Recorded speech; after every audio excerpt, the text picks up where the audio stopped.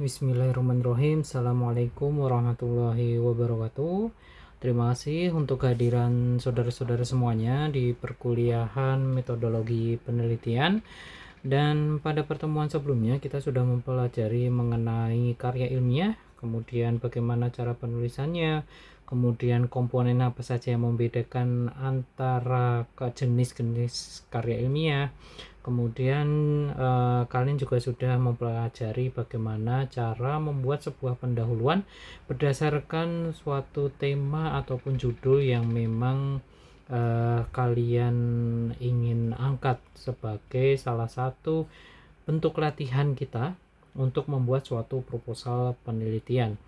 Nah, untuk pertemuan kali ini kita akan masuk di bab kedua, di mana bab kedua itu adalah merupakan suatu tinjauan pustaka. Nah, di tinjauan pustaka ini sebenarnya hampir mirip dengan citasi ya, kan, tetapi di tinjauan pustaka ini akan lebih rinci lagi dan kemudian akan lebih memiliki format yang nantinya akan terbentuk suatu pengelompokan tinjauan pustaka atau suatu tinjauan pustaka berdasarkan judul atau tema yang kalian angkat. Dan masih bersama saya Tangguh Prakoso. Oke, sebelum kita mengenal lebih jauh atau bagaimana cara pembuatan suatu tinjauan pustaka, alangkah baiknya kalau umpamanya kita mengenal atau mengetahui istilah atau pengertian dari suatu tinjauan pustaka. Apa sih tinjauan pustaka itu? Nah, tinjauan pustaka merupakan suatu uraian atau memuat suatu uraian yang bersifat sistematis. Oke, bersifat sistematis tentang teori dan hasil penelitian. Oke, saya tandai kata kuncinya yang didapat oleh peneliti terdahulu atau peneliti sebelumnya yang ada hubungannya, sehingga dia ada hubungannya dengan penelitian yang akan kalian lakukan atau si penulis lakukan. Oke, sekali lagi, tinjauan pustaka merupakan salah satu uraian atau yang memuat uraian yang bersifat sistematis, di mana uraian tersebut mengandung teori dan hasil sebuah penelitian dari peneliti sebelumnya. Oke, berarti ada seorang peneliti atau teori atau hasil penelitian dari penelitian sebelumnya, yang mana penelitian tersebut itu ada hubungannya dengan penelitian atau tema ataupun judul yang kalian angkat atau akan kalian teliti lah, seperti itu. Itulah suatu tinjauan pustaka. Oke, di sini sekali lagi tinjauan pustaka itu dia bersifat sistematif. Oke, di mana dia berisi mengenai teori. Oke, kemudian hasil penelitian yang didapatkan oleh peneliti sebelumnya, di mana uraian tersebut terdapat hubungannya dengan penelitian yang akan kalian lakukan atau tema yang kalian angkat. Oke, itulah yang dimaksud dengan tinjauan pustaka. Nah, kemudian setelah kita mengetahui tujuan atau fungsi, maksud saya adalah arti dari tinjauan pustaka, maka hal yang berikutnya yang perlu kalian ketahui sebelum melakukan penulisan suatu tinjauan pustaka, maka kalian harus mengetahui atau mengerti fungsi dari tinjauan pustaka. Nah, kalau umpamanya kalian sudah mengetahui artinya, ya secara tidak langsung kalian juga harus mengetahui itu fungsinya. Kita menulis tinjauan pustaka. Kalau umpamanya kita tidak mengetahui fungsinya, maka kita tidak bisa tuh menulis suatu tinjauan pustaka yang baik dan benar, seperti itu. Oke, yang pertama adalah untuk menggali atau mendapatkan informasi mengenai dasar-dasar permasalahan atau penelitian yang akan dikaji. Oke, di sini adalah menggali dan mendapatkan informasi. Oke ya, yang pertama adalah menggali dan mendapatkan informasi mengenai dasar-dasar. Oke, mengenai dasar-dasar di sini bisa landasan teori atau landasan berpikir kalian mengenai penelitian yang akan kalian lakukan berdasarkan tema ataupun judul yang kalian angkat. Oke, paham ya? Yang berikutnya adalah memberi bantuan. Nah, ini memberi bantuan dalam hal perancangan oleh beberapa prosedur penelitian yang akan dilakukan. Maksudnya di sini adalah dengan adanya tinjauan pustaka, kalian bisa memiliki atau dibantu mengenai landasan teori atau prosedur-prosedur Contohnya adalah mungkin cara pengukuran tinggi tanaman pada tanaman jagung atau pada tanaman kedelai, itu kan memiliki cara yang berbeda.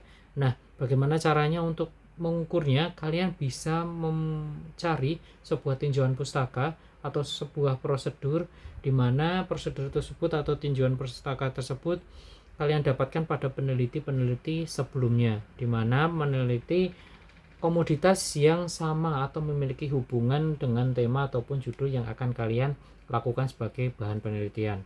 Nah, itulah fungsi kedua dari tinjauan pustaka. Nah, yang berikutnya adalah membantu dalam memberi pemahaman mengenai beberapa teori yang terkait. Ini hampir sama dengan nomor yang kedua, di mana dengan adanya tinjauan pustaka maka akan memperdalam pemahaman kita. Kita itu mau penelitian apa sih? Kemudian apa saja yang harus dilakukan. Nah, kemudian ada tidak peneliti sebelumnya mengenai tema ataupun judul yang kalian angkat. Nah, itu didapatkan dari adanya tinjauan pustaka. Sehingga dengan adanya tinjauan pustaka kalian akan lebih terarah mengenai cara pengukuran, mengenai morfologi tanaman yang akan kalian teliti, atau sifat-sifat ataupun bahkan syarat tumbuh mengenai komoditas yang akan kalian teliti. Nah, oleh karena itu, itulah fungsi kita mencantumkan tinjauan pustaka dari penelitian yang sebelumnya. Karena peneliti sebelumnya pasti sudah melakukan penelitian, kemudian melakukan trial and error yang nantinya bisa kalian gunakan sebagai memperdalam suatu pemahaman mengenai penelitian yang akan kalian lakukan. Oke, paham ya? Yang berikutnya yang keempat, mengungkapkan ide yang dimiliki secara sistematis dan kritis. Nah, maksudnya adalah sistematis dan kritis itu tadi.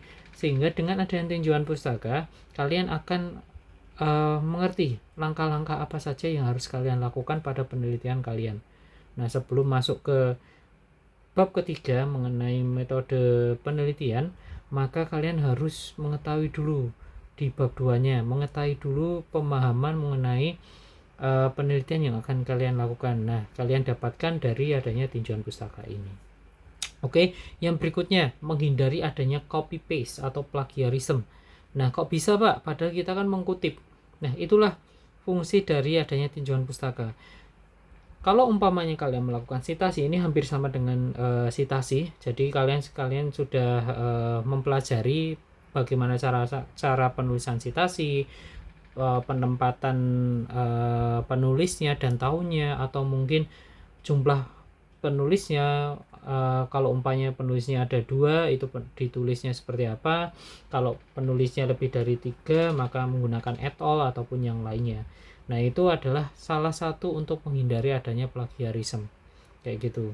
Oke, semua informasi yang kalian dapatkan dari penelitian atau dari sumber lain itu wajib dan sangat wajib untuk ditulis sumbernya. Kalau umpamanya kalian sampai menulis tanpa adanya sumber, nah itu akan terdeteksi sebagai suatu tindakan plagiarisme atau copy paste atau meniru dari karya orang lain. Ya, yang terakhir adalah sebagai jalan mengetahui perkembangan beberapa penelitian terkait topik yang menjadi topik yang akan diteliti kalian atau perkembangan penelitian. Nah, nomor 6 ini maksudnya adalah ketika kalian mengangkat sebuah tema penelitian, ataupun judul mengenai yang akan kalian teliti, banyak sedikitnya tinjauan pustaka yang kalian dapatkan atau yang ada di internet ataupun jurnal-jurnal.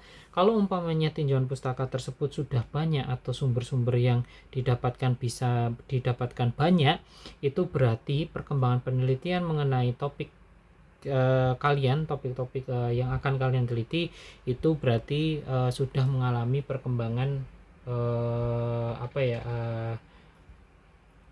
ilmu atau perkembangan hasil yang cukup signifikan karena semakin banyak.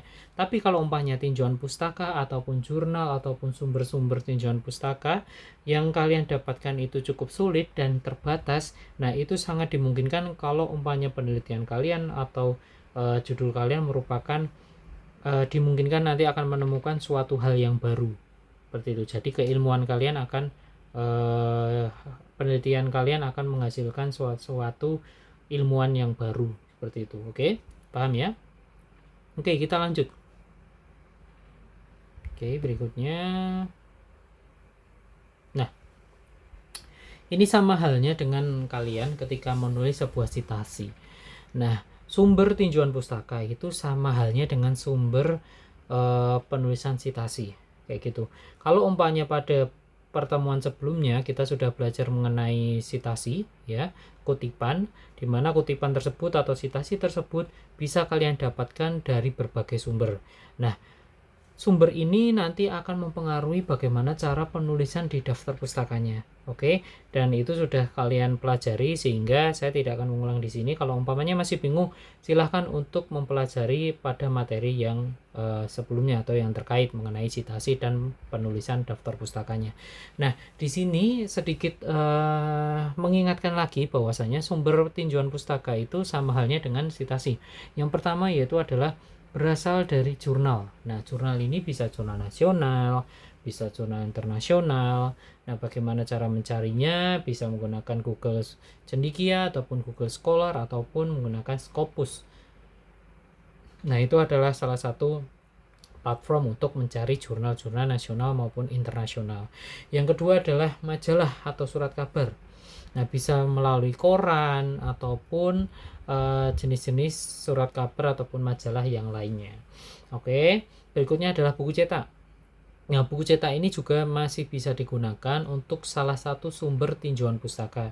Nah, di mana buku cetak ini biasanya dia terdapat landasan-landasan teori mengenai dasar-dasar suatu penelitian yang akan kalian dapatkan. Contohnya, kalau umpamanya kalian meneliti mengenai cabai, maka buku cetak yang bisa kalian cari yaitu adalah budidaya tanaman cabai. Nah, di sini akan terdapat sumber-sumber tinjauan pustaka yang bisa kalian masukkan ke bab 2 ini sebagai tinjauan pustaka, di mana nanti berasal atau bersumber dari buku cetak. Oke, paham ya?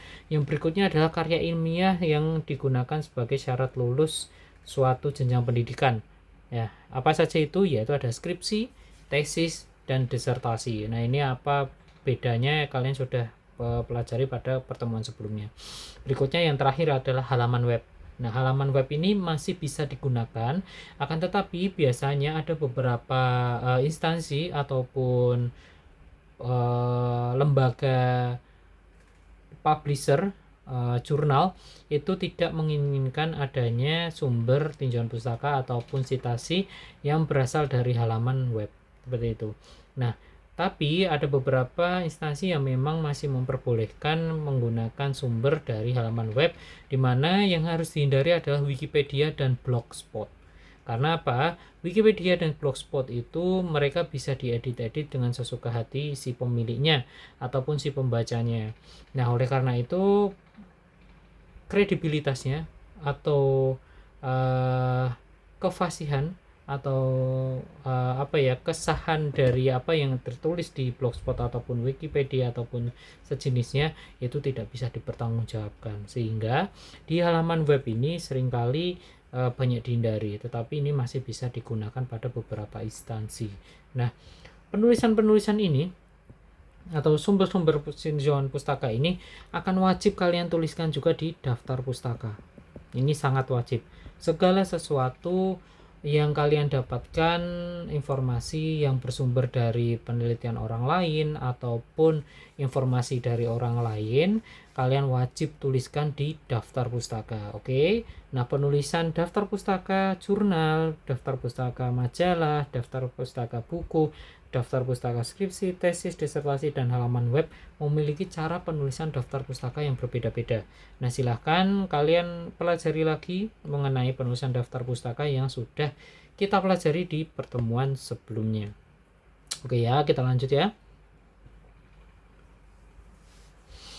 Nah, sekarang pertanyaannya adalah seperti ini. Silahkan kalian renungkan. Menurut kalian bagaimana sih cara menyusun tinjauan pustaka itu, dan bagaimana cara atau mengetahui tinjauan pustaka yang baik dari informasi-informasi yang sudah kalian pelajari pada slide sebelumnya. Nah, Kalau umpamanya sudah tahu, nah berikut cara penulisan tinjauan pustaka. Nah, ada beberapa cara untuk menuliskan suatu tinjauan pustaka atau merumuskan suatu tinjauan pustaka. Yang pertama adalah buatlah atau membuat suatu outline. Nah, Pak, apa itu outline? Nah, outline bisa kalian baca ini pengertiannya. Outline adalah kata kunci informasi yang dijadikan sebagai acuan dalam proses pembuatan tinjauan pustaka. Oke, outline adalah kata kunci informasi yang dapat dijadikan sebagai acuan proses pembuatan tinjauan pustaka. Nah, apa saja kata kuncinya atau bagaimana cara mencari kata kuncinya? Maka ada di proses yang kedua, mencari kata kuncinya. Nah, mencari kata kunci ini dia bisa didapatkan dari judul yang kalian ingin teliti atau tema yang akan kalian teliti. Nah, judul itu adalah merupakan salah satu tolak ukur sebagai batasan sampai mana kita mencari uraian, menjelaskan pemaparan sehingga tidak merambat ke judul yang lainnya. Nah, di sini maksudnya adalah kata kunci itu terdapat pada judul yang kalian tuliskan. Nah, bagaimana caranya? Oke, nanti kita akan berlatih mencari kata kunci atau membuat outline-nya. Oke ya, kita lanjut dulu untuk yang berikutnya. Yang berikutnya adalah mencari literatur. Nah, literatur itu adalah suatu sumber beberapa informasi, sumber dari berbagai informasi yang kita dapatkan dari beberapa referensi seperti situs, buku, ataupun yang lainnya seperti sumber-sumber tinjauan pustaka tadi pada slide sebelumnya, di mana yang berkaitan dengan tema karya yang akan disusun. Nah, sekali lagi masuk ke judul lagi. Nah, judul ini adalah salah satu komponen penting untuk membuat suatu tinjauan pustaka. Nah, dari judul itu kalian nanti akan bisa mencari sebuah kata kunci. Oke. Kata kuncinya apa saja tergantung sama judulnya. Nah, nanti bagaimana cara mencari kata kuncinya? Nah, nanti kita akan bahas. Yang berikutnya adalah gunakanlah bahasa sendiri. Nah, ketika kalian sudah mendapatkan kata kunci, kemudian kalian mendapatkan sitasi atau tinjauan pustaka mengenai kata kunci tersebut, maka jangan asal kopas. Lakukan paraphrase atau parafrase atau kalian ubah menggunakan bahasa kalian sendiri. Akan tetapi satu hal yang harus kalian pahami adalah jangan sampai merubah inti dari sitasi atau informasi yang kalian dapatkan. Oke, sekali lagi gunakanlah bahasa sendiri tanpa merubah atau jangan asal kopas, tetapi gunakanlah bahasa sendiri tanpa mengubah pengertian utama dari informasi yang kalian dapatkan berdasarkan sumber yang kalian cari. Kayak gitu ya. Nah, hal ini berguna untuk menghindari adanya duplikasi atau plagiarisme atau menirun ya, atau pencurian ide, dan supaya karya mudah dipahami. Nah, hendaknya menggunakan bahasa sendiri dalam penulisan yang kita buat. Oke, bahasa sendiri ini bukan berarti bahasa gaul atau bahasa sehari-hari. Nah, tetapi sesuai dengan EYD. Oke, seperti itu ya, paham ya. Jadi sekali lagi yang saya ulang, yaitu adalah yang pertama, buatlah outline terlebih dahulu atau sekiranya sesuai dengan kata kunci. Nah, carilah kata kunci berdasarkan judul-judul yang kalian buat. Oke, ketika sudah mendapatkan kata kunci, maka langkah berikutnya adalah mencari literatur atau sumber atau tinjauan pustaka berdasarkan kata kunci yang ada itu tadi, dengan menggunakan penulisan yang kalian gunakan adalah bahasa sendiri. Akan tetapi jangan sampai merubah makna dari atau makna inti dari informasi yang kalian dapatkan. Oke ya, lanjut ya. Nah, contohnya ini. Contohnya ada kasus seperti ini. Ada judul tanggapan pertumbuhan dan hasil kultivar jagung Ziames. Ziames itu adalah nama latin dari jagung pada tanah Andisol, Kahat, Kahat itu adalah kekurangan. Oke, kahat itu adalah kekurangan fosfor atau unsur fosfor yang diberikan campuran pupuk NPK dan asam humat. Nah, oke, ada judul seperti ini. Sekali lagi, tanggapan pertumbuhan dan hasil 2 kultivar jagung atau ZMAIS pada tanah andisol kahat fosfor yang diberikan campuran pupuk NPK dan asam humat. Nah, berdasarkan judul ini tadi, oke, kita harus mencari yang namanya kata kunci. Oke ya. Nah, dari beberapa kalimat ini atau kata ini ada beberapa kata kunci yang bisa kita pilih. Nah, apa saja Pak kira-kira kata kuncinya? Nah, oke. Tanggapan itu kan bukan kata kunci. Pertumbuhan pun juga bukan kata kunci. Oke. Dan hasil 2 kultivar jagung. Nah, ini juga bukan kata kunci karena dia tidak bisa diuraikan. Tanggapan apa, mau diuraikan apa lagi? Nggak bisa. Pertumbuhan juga tidak bisa kayak gitu. Tetapi ada nih kata kunci yang bisa kita gunakan sebagai pembuatan tinjauan pustaka, yaitu adalah jagung. Nah, jagung ini kan bisa kalian cari sumber-sumber jagung itu seperti apa, tanaman jagung itu apa, morfologinya seperti apa, kemudian mengenai sifat tanamannya, syarat tumbuhnya, kebutuhan hara ataupun yang lainnya. Nah, ini kata kunci yang pertama adalah jagung. Oke, paham ya? Yang berikutnya ZMAIS itu masih termasuk jagung lagi. Oke, ZMAIS itu adalah masih termasuk jagung, sehingga ini bukan suatu kata kunci. Bisa kalian tulis ZMAIS atau jagung atau ZMAIS. Kalian tulis seperti ini di kata kuncinya tidak masalah. Pada kan udah pasti itu adalah kalimat kata sambung, sehingga tidak menjadi kunci. Yang berikutnya adalah tanah andisol. Nah, bisa nggak itu sebagai kata kunci? Bisa. Karena kita perlu itu menjelaskan tanah andisol itu apa sih? Oke. Nah, apa saja yang bisa dijelaskan di tanah andisol? Contohnya nih, fokus di nomor 2. Definisi tanah andisol atau pengertian tanah andisol. Kemudian persebaran tanah andisol itu di mana saja. Kemudian sifat tanahnya seperti apa? Ketersediaan haranya seperti apa? Permasalahan yang sering terjadi di tanah andisol itu apa? Kemudian sejarah bisa terbentuknya tanah andisol itu seperti apa? Nah, itu kan bisa kalian cari sumber-sumber atau penelitian-penelitian yang menjelaskan mengenai poin-poin ini tadi. Oke, yang nantinya bisa kalian gunakan sebagai bahan tinjauan pustaka berdasarkan kata kunci yang dari judul atau tema yang kalian angkat. Oke, berikutnya adalah kahat. Nah, kahat itu bukan kata kunci karena tidak bisa kita jelaskan kayak gitu. Kahat itu cuma penghubung juga kayak gitu. Nah, yang berikutnya fosfor. Nah, fosfor itu perlu dijelaskan. Oke. Karena fosfor itu ya kan, itu adalah unsur hara. Nah, berarti kan perlu dijelaskan tuh. Contohnya untuk apa aja? Sifat unsur fosfor itu apa sih? Kemudian siklusnya apa? Kemudian kebutuhan yang dibutuhkan oleh jagung untuk unsur fosfor itu berapa? Nah, itu kan perlu kita cari ya pada penelitian-penelitian sebelumnya, sehingga itu bisa digunakan sebagai kata kunci yang ketiga. Oke, lanjut. Yang berikutnya adalah yang nggak mungkin diberikan juga nggak mungkin. Campuran, buat apa kita menjelaskan campuran, ya kan? Berikutnya adalah pupuk NPK. Nah, ini bisa nggak menjadi kata kunci? Ya, bisa. Nah, karena kita harus menjelaskan tuh pemupukan atau pupuk NPK itu seperti apa. Oke, pemupukan NPK itu seperti apa? Apa saja sih yang bisa dijelaskan dari situ?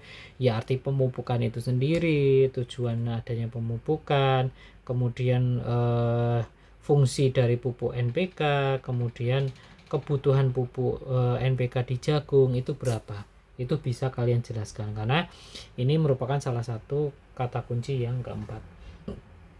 Nah, yang berikutnya adalah apa? Dan yang nggak mungkin sebagai kata kunci, ya kan? Berikutnya adalah asam humat. Nah, asam humat perlu dijelaskan nggak asam humat? Perlu kan? Nah, kalau umpamanya perlu, itu dia bisa dijadikan sebagai kata kunci yang kelima.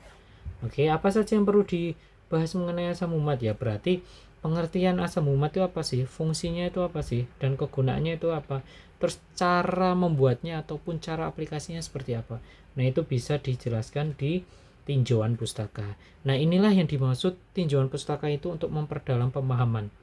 Yang pertama adalah untuk memperdalam pemahaman kita sebagai peneliti yang mengangkat sebuah judul tertentu, ya. Sehingga kalau umpamanya contohnya ini nih, judulnya ini, berarti si penulis nanti akan paham mengenai jagung, mengenai tandahan disol, mengenai fosfor, mengenai pemupukan atau pupuk NPK, mengenai asam umat juga. Yang berikutnya adalah untuk mengetahui atau memberikan informasi pada si pembacanya juga mengenai judul yang kita judul yang kita angkat seperti itu. Nah, itulah fungsi dari adanya kata kunci. Oke, itu ya.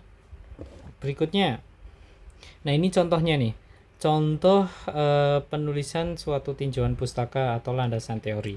Nah, ini contohnya masih sama, kita menggunakan judul yang tadi, ada tanggapan pertumbuhan dan hasil 2 kultivar jagung Ziemes pada tanah andisol kahat fosfor yang diberikan campuran pupuk NPK dan asam humat. Nah, yang tadi kan yang pertama jagung. Nah, ini cara penulisannya sudah seperti ini. Yang pertama adalah tulislah babnya dulu. Oke. Nah, cara penulisannya ini sudah ada di buku panduan penulisan proposal maupun skripsi di Fakultas Pertanian, sehingga kalian bisa baca lagi mengenai cara penulisan ataupun penomoran yang ada di buku panduan. Oke. Yang berikutnya adalah tinjauan pustaka. Di sini ada poin pertama dulu, poin A atau poin pertama, yaitu adalah diisi dengan kata kunci yang pertama, yaitu adalah jagung. Nah, jagung kemudian langsung aja di sini adalah tinjauan pustakanya atau literaturnya atau citasinya atau kutipannya. Nah, sehingga kalian tulis. Nah, berikutnya adalah di penulisan nama penelitinya. Oke. Nah, ini mayoritas biasanya diletakkan pada bagian akhir. Oke, di penulisnya. Tetapi tidak selalu menjadi suatu ketetapan atau pakem untuk selalu ditulis di akhir, tetapi bisa kalian tuliskan nama penelitinya di bagian atas juga tidak masalah. Tetapi yang harus kalian perhatikan yaitu adalah penulisan si penulis atau si peneliti yang kita berikan atau kita cantumkan di situ. Nah, ini setiap instansi dia memiliki cara penulisan citasi ataupun tinjauan pustaka yang berbeda-beda. Mungkin ini agak berbeda dengan buku panduan yang ada di Fakultas Pertanian, karena ini saya mendapatkannya dari buku panduan yang ada di Universitas Gadjah Mada seperti itu. Sehingga kalian silahkan untuk bisa disesuaikan dengan format penulisan bab kedua yang ada di panduan penulisan skripsi maupun proposal yang ada di Fakultas Pertanian Universitas Muria Kudus. Oke ya. Yang berikutnya, wah ini udah selesai nih. Kira-kira minimal ada 5 dengan penulisan 5 tahun dari sekarang. Berarti paling lambat itu adalah dihitung 5 tahun ke belakang. Nah, berarti sekitar 2017. Nah, itu yang masih bisa digunakan. Kayak gitu ya. Terus ini kenapa kok masih 2002 dipakai, Pak? Ya karena si penulisnya ini dia menggunakan tahun yang memang dia menulisnya kira-kira di tahun berapa kita juga tidak tahu seperti itu. Oke ya, paham ya. Berikutnya bisa lanjut ke kata kunci yang kedua. Oke, kata kunci kedua kemudian ditulis seperti biasa, seperti yang ada di kata kunci sebelumnya. Oke, ini juga sama. C itu dia berarti dia kata kunci ketiga, kayak gitu. D berarti kata kunci keempat, kayak gitu. Cara penulisannya juga sama. Oke, gitu ya. Nah, ini adalah salah satu penulisan yang diletakkan pada pertengahan, di tengah. Nah, jadi tidak masalah kalian tulis penelitinya atau nama peneliti dan tahunnya itu di awal, di tengah ataupun di akhir, kayak gitu. Itu tidak masalah. Nah, yang harus kalian tahu adalah cara menuliskan penulisnya, kemudian tahunnya. Kalau umpamanya penulisnya 1, bagaimana cara menulisnya? Kalau umpamanya 2, bagaimana cara menulisnya? Kalau lebih dari 3, bagaimana cara penulisannya? Kayak gitu. Nah, ini contohnya kalau umpamanya lebih dari 2 ya menggunakan et al kayak gitu. Dan itu saya anggap kalian sudah mengetahuinya. Oke ya. Oke, paham. Kemudian ini keempat berarti fosfor. Oke. Nah, ini jangan lupa memasukkan sumber tinjauan pustaka yang kalian dapatkan ke dalam daftar pustaka sesuai dengan jenis sumber yang didapatkan. Oke, kalau kalian kemarin sudah mempelajari bagaimana cara penulisan daftar pustaka yang baik dan benar berdasarkan sumber yang kalian dapatkan. Kalau umpamanya menulis daftar pustaka yang bersumberkan jurnal itu seperti apa, kemudian kalau umpamanya dari buku itu seperti apa, kalau dari surat kabar itu seperti apa, kemudian kalau dari halaman web ataupun tesis, disertasi ataupun skripsi itu seperti apa. Nah, kalian sudah paham masalah itu. Oke ya. Nah, ini perhatikan atau perhatian, inilah beberapa poin, 3 poin yang perlu diperhatikan dalam pembuatan tinjauan pustaka dan hindari hal-hal berikut. Atau ini adalah tiga poin yang harus dihindari saat penulisan tinjauan pustaka. Oke. Yang pertama adalah fakta-fakta yang dikemukakan sejauh mungkin diambil dari sumber aslinya. Oke, jadi ketika kalian membuat suatu tinjauan pustaka atau menulis suatu kutipan, usahakan kalian memiliki sumber aslinya atau jurnal yang kalian jadikan atau kalian kutip berdasarkan teks asli yang si peneliti tersebut yang kalian gunakan sebagai tinjauan pustaka ataupun pengkutipan. Oke, paham ya? Kalau umpamanya nih contohnya kalian mengutip miliknya Joko. Oke, Joko 2009 umpamanya, katakan seperti itu. Ya berarti kalian harus punya ini jurnalnya ini. Usahakan adalah seperti itu. Nah, itu adalah untuk menunjukkan bahwasannya kalian tidak melakukan plagiarisme. Kayak gitu ya. Yang berikutnya adalah menghindari plagiasi dengan menggunakan bahasa sendiri. Inilah fungsinya tadi saya menyebutkan bahwasanya menggunakan bahasa sendiri tanpa mengurangi atau mengubah inti dari informasi yang kalian dapatkan. Oke. Nah, oke ya, paham ya. Ini untuk menghindari adanya plagiarisme. Kalau umpamanya plagiarisme, wah itu cukup berat sanksinya. Yang berikutnya adalah semua sumber yang dipakai harus disebutkan atau dituliskan dengan mencantumkan nama penulis dan tahun penerbitan serta dalam daftar pustaka. Oke. Jadi nanti di daftar pustaka jumlahnya akan sama jumlah sitasi atau kutipan plus tinjauan pustaka yang kalian dapatkan. Kalau umpamanya ini sitasinya ada 10, oke, tinjauan pustakanya ada 25. Nah, berarti daftar pustakanya itu nanti akan sekitar 35 daftar pustaka. Kayak gitu. Oke, paham ya? Oke. Oke, ini yang berikutnya adalah penugasan. Nah, penugasan ini silahkan benar-benar dikerjakan. Caranya adalah rancang dan tulislah bab kedua, yaitu tinjauan pustaka. Oke ya, ini sedikit tipu. Maksudnya adalah tinjauan pustaka, di mana yang kedua adalah tinjauan pustaka dibuat atau ditulis didasarkan judul atau tema pada proposal penelitian yang sudah kalian buat pada sebelumnya atau penugasan pada pendahuluan. Oke, kemarin kan kalian sudah menulis mengenai pendahuluan ya. Nah, dari pendahuluan itu kan bisa kalian buat berdasarkan tema ataupun judul yang sudah kalian angkat. Nah, itu silahkan dilanjutkan untuk di bab kedua. Nah, bab keduanya silakan cari kata kunci ya berdasarkan tema ataupun judul yang kalian angkat. Oke. Oke, kalau umpamanya nih kemarin kalian menggunakan judul ini.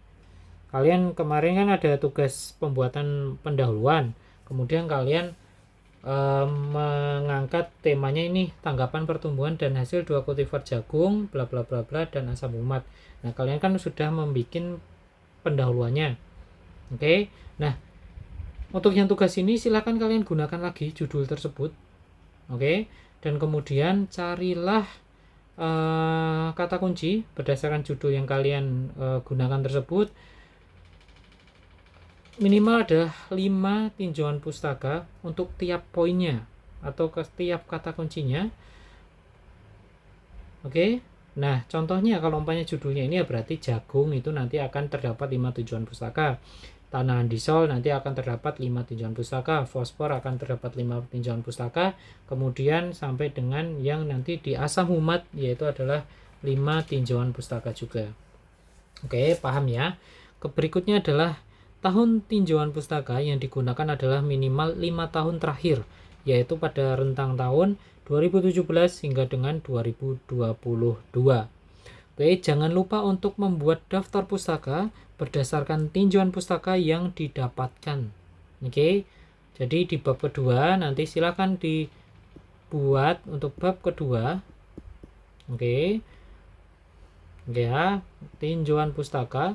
Kemudian nanti di sini kata kunci pertama jagung, pokoknya seperti itu. Kemudian ini tinjauan pustakanya minimal adalah 5 dengan tahunnya adalah rentang 2017 sampai dengan 2022. Oke ya. Berikutnya, tugas dikumpulkan paling lambat yaitu adalah tanggal 13 April, yaitu adalah Rabu minggu depan pukul 8 malam. Oke, tidak akan ada toleransi lagi karena ini waktunya cukup lama dalam format PDF. Oke, jadi kalian kerjakan itu di Word terlebih dahulu, di Microsoft Word, kemudian kalian simpan dalam bentuk PDF, kemudian kalian upload di Sunan sebagai pertemuan ke-8 atau sebagai penilaian UTS. Oke, jadi UTS Metopen khususnya di praktikum itu adalah pembuatan bab kedua. Oke, itu nanti akan digunakan sebagai penilaian UTS, sehingga tolong untuk sangat diperhatikan dalam pengerjaan bab kedua ini karena akan digunakan sebagai nilai UTS. Oke, segala bentuk keterlambatan dan plagiasi tidak dapat ditolerir. Oke, saya tidak mau alasan-alasan bahwasanya Pak saya ada kegiatan ini, Pak saya kerja, Pak internet saya bermasalah, Pak HP saya rusak, Pak, dan kawan-kawannya, seperti itu. Tidak ada alasan seperti itu karena waktu yang diberikan untuk pengerjaannya sudah cukup panjang, yaitu adalah 7 hari, oke, atau 1 minggu, sehingga silahkan untuk dikerjakan semaksimalnya yang nanti akan digunakan sebagai penilaian UTS.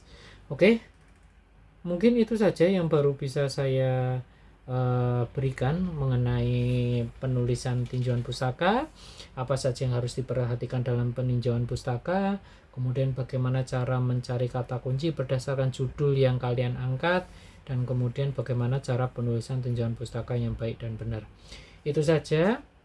Jangan lupa sekali lagi untuk mengerjakan tugasnya, jangan lupa untuk mengumpulkan juga tepat waktu, dan jangan sampai tidak mengumpulkan karena itu nanti akan digunakan sebagai penilaian UTS. Itu saja. Sekali lagi, tugas ini bukan bermaksud untuk memberatkan saudara-saudara semuanya, tetapi juga untuk sarana berlatih dan belajar kalian dalam penyusunan sebuah karya ilmiah. Oke, dan ini nantinya juga akan bisa membantu untuk memaksimalkan nilai yang akan kalian dapatkan di perkuliahan metodologi penelitian. Itu saja yang baru bisa saya sampaikan. Jika ada pertanyaan silahkan langsung bisa menyampaikannya di grup WhatsApp yang sudah tersedia ataupun melalui Sunan yang nantinya akan ada pilihan grup diskusi juga di situ. Itu saja, kurang lebihnya mohon maaf jika ada salah kata ataupun penyampaian yang kurang bisa dimengerti. Bila taufiq wal hidayah. Assalamualaikum warahmatullahi wabarakatuh.